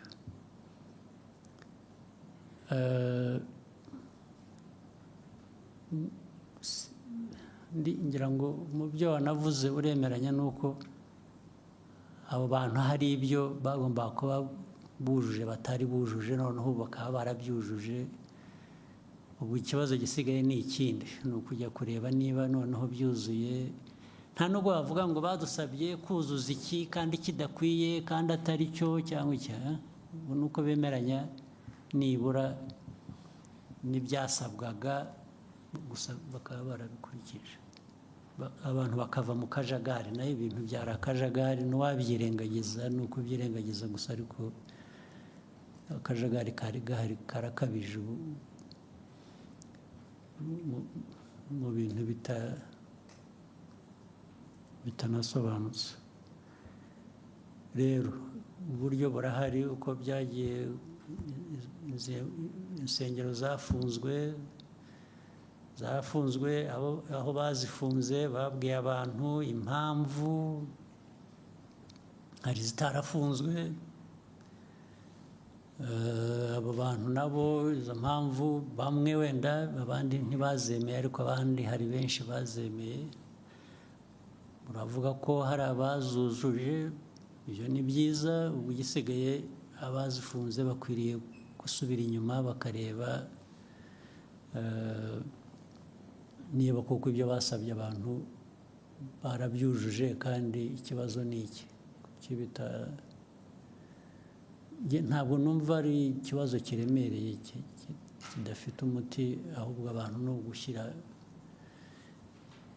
mu bikorwa ibyo bakwiriye gukora ntabwo rero mbona ikibazo hanyuma ibyo kindi cy'ubukene buri mu bantu ni ikibazo nyine turwana nacyo buri munsi ibyo twavuze aha byose igihugu aho kiva aho kigana ibyo gikora ibi byambazwaga bijyanye n'ibyo dukora muri siporo n'ibyo tujya gute hari byinshi tubari kujya no mu buhinzi n'ubworozi tukavuga ibikorwa remezo biriya byose imari ishorwamo ni ukugira ngo abo ngabo bashobore kugira uburyo bagira ikibatunga naho sinibwira ko uko banabivugaga cyangwa uko nabiheraho ntabwo nibwira ko u Rwanda noneho dukwiriye gushyiraho fund ingengo y'imari kugira ngo dufashe abashaka gushakana babuze amikoro ntabwo twabivamo ni ukuri ariko ibi byose bikorwa bindi byose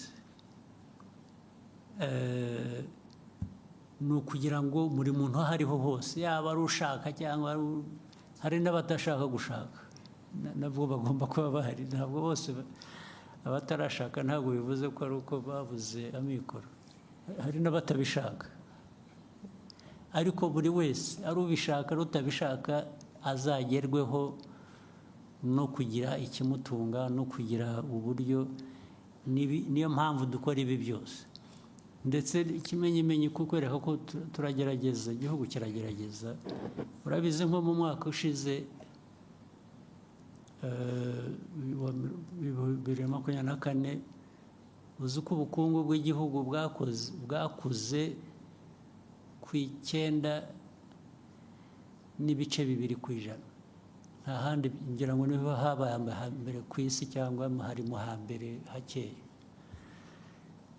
Iyo mibare iba yerekana ko hari igikorwa, hari ikintu kizamura ubukungu, kandi nk'uko tubivuga iteka ubukungu bwacu buzamuka bushingiye ku bikorwa bigera ku baturage. Ubukungu cyane cyane bwagiye bukura bushingiye kuri industry na services ndetse n'ubuhinzi n'ubworozi bwarakuze, bufite ibice bwakuzeho bigaragara bitari bisanzwe. Ibyo byose ni ibigerageza gushyira ubushobozi mu bantu, mu banyagihugu kugira ngo naho ubundi ariko hari abacyari abakene, hari abakene ntawe ubihakana, ariko niyo mpamvu tugomba, bimwe navugaga mu byo dukora tugerageza kwihuta, tugakora ibishoboka byose, bitwara igihe, ariko ni ukugerageza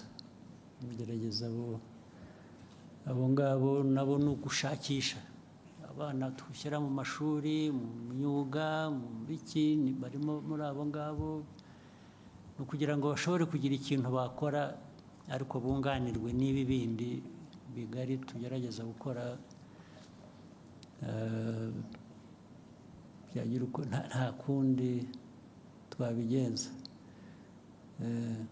ahubwo ni ukubwirana n'izo nsengero by'amadini, rimwe na rimwe nibajya kubasezeranya bajya babaca makeya cyangwa babikorera ubuntu kugira ngo byose ibintu byorohe, si byo? On behalf of the media, Your Excellency, thank you for taking the time today. I'm sure we'll have more opportunities in the future for such interaction. We wish you a nice evening. Okay, mwakoze nizere ko umwaka mwawutangiye neza uzakomeza ube mwiza hanyuma tugume duhurire muri ibyo bikorwa byo kurwanya ubukene n'ibindi bidakwiye. Asante sana. Mwakoze.